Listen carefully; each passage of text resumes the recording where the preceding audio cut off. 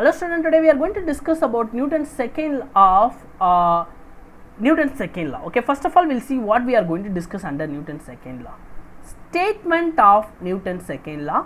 Okay, the next one, proof of F is equal to ma. Okay, and the third one, what is 1 Newton.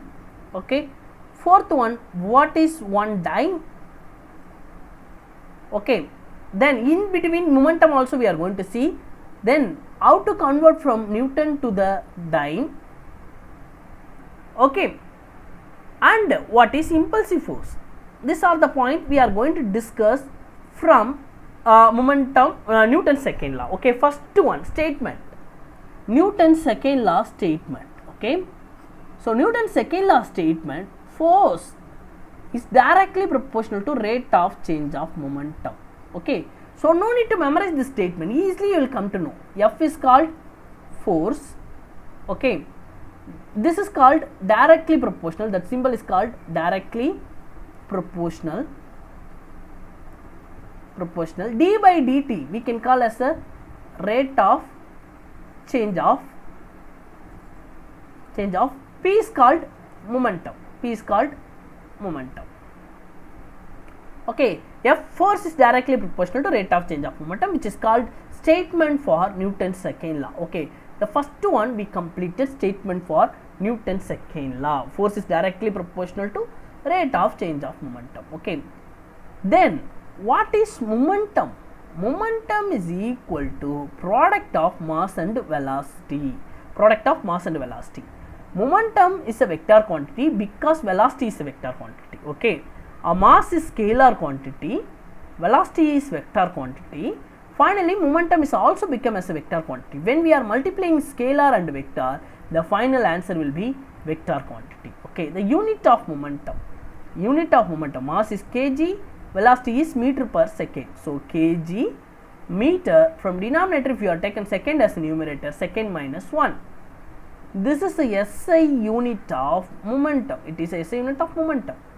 Same unit if you want CGS system, centimeter gram second, or the momentum in a CGS system, gram centimeter second minus 1. Okay, so same unit I converted in the unit of CGS system. Okay, next we will see second what we learned, momentum we learned. Okay, so next one we learned momentum. Then already I told you we are going to prove F is equal to ma. Okay, before going to that statement you need to know this one. Okay, if example 4 is directly proportional to 2, 8 is directly proportional to 4, 12 is directly proportional to it is 6. Okay, some constant term relation is there. Okay, when we are removing directly proportional, you should include the constant.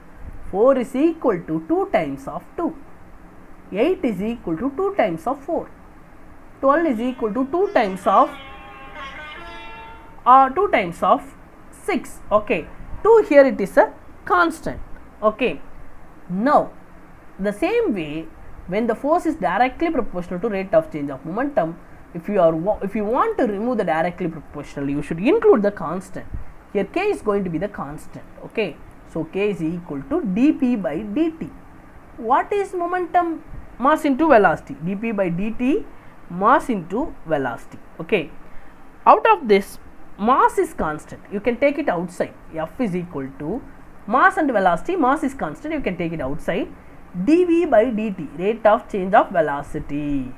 Already we know change in velocity by time, acceleration is equal to rate of change of velocity. Okay, so F is equal to k times of ma, mass into acceleration. So k usually will be 1, so k is equal to 1. So F is equal to ma, mass into acceleration. So as I said, the second one also we did. Okay, that's going to be force is equal to mass into acceleration. Third one, what is 1 Newton? The unit of force we can take it as a Newton. SI unit of force we can take it as a Newton. So Newton, mass is kg, acceleration is velocity by time. Velocity is meter per second by second. So we can have 1 Newton is equal to kg meter by second square, or we can write kg meter second minus 2.